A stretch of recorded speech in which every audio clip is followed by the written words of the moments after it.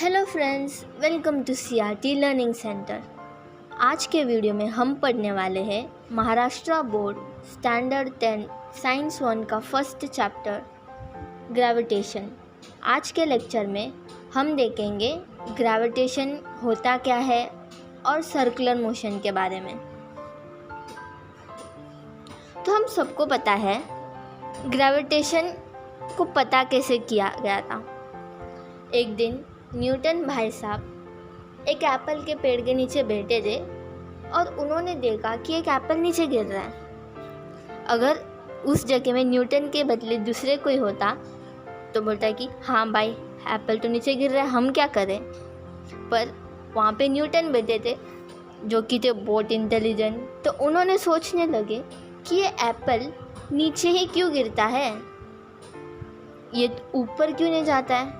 नहीं तो ऐसे वर्टिकली ऊपर जा सकता है, नहीं तो हॉरिजॉन्टली ऐसे उड़ के क्यों नहीं जाता है, नीचे ही क्यों गिरता है। तो फिर उन्होंने उस पर स्टडी किया और पता लगाए थे कि अर्थ एप्पल को अपने तरफ खींचता है, अपने सेंटर की तरफ, और इस फोर्स को उन्होंने नाम दिया था ग्रेविटेशन।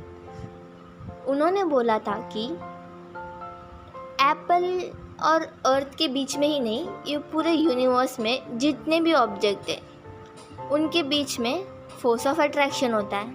अभी हम कौन से भी दो ऑब्जेक्ट को मान लेते हैं तो उनके बीच में एक फोर्स ऑफ अट्रैक्शन होगा। अभी हमको इधर एक डाउट आ सकता है कि अभी दोनों ऑब्जेक्ट एक दूसरे को खींच रहे हैं ना, तो एप्पल क्यों नीचे गिर रहा है, अर्थ भी तो ऊपर जा सकता है ना। तो इधर हमको फोर्स के बारे में पता रहना चाहिए। अगर तुम लोअर स्टैंडर्ड्स में पढ़े होगे तो पता होगा तुमको फोर्स होता है मास इनटू एक्सेलरेशन। तो अपना मास कितना ज़्यादा रहेगा उतना ही ज़्यादा फोर्स भी रहेगा। तो अर्थ के कंपैरिजन में एप्पल का मास कितना छोटा है तो उसका फोर्स नेग्लिजिबल हो जाता है, और अर्थ का इतना बड़ा फोर्स बनता है कि वो एप्पल को अपने तरफ खींच लेता है। तो इसी को बोलते हैं ग्रेविटेशन, जो कि पूरे अर्थ में ही नहीं, अर्थ के बाहर भी, जैसे कि अपने सोलर सिस्टम में भी होता है। सन दूसरे प्लैनेट्स को अपनी तरफ खींच रहा है, इसके लिए वो उसके अराउंड ऑर्बिट कर रहे हैं, ये ग्रेविटेशन हो गया।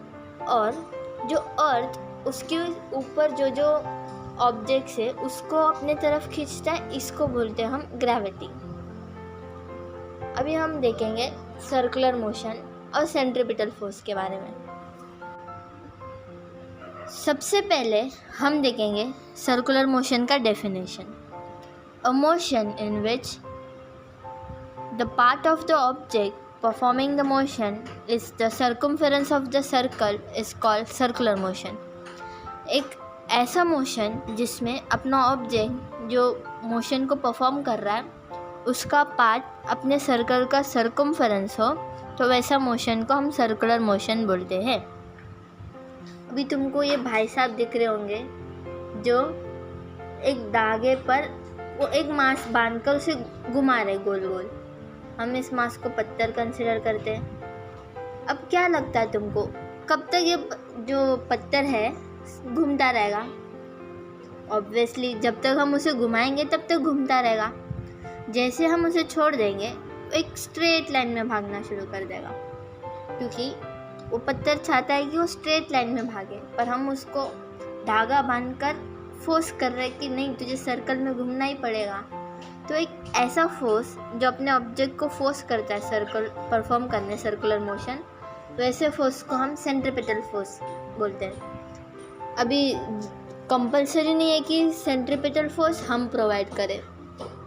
सेंट्रीपिटल फोर्स कोई फिक्स फोर्स नहीं होता है, वो डिफरेंट फोर्स रहते हैं जो अपने बोलते हैं ना रिक्वायर्ड टाइम पर सेंट्रीपिटल फोर्स जैसे एक्ट करते हैं। जैसे कि अपना सोलर सिस्टम जिसके अराउंड प्लैनेट्स गोल गोल घूम रहे हैं। क्यों? क्योंकि अर्थ अपना सन जो है उस अपने ग्रेविटी से खींच रहा है इस प्लैनेट को अपने तरफ, जिसकी वजह से ये रोटेट कर रहे हैं उसके अराउंड। तो यहाँ पर अपना सेंट्रीपिटल फोर्स का रोल ग्रेविटी प्ले कर रहा है।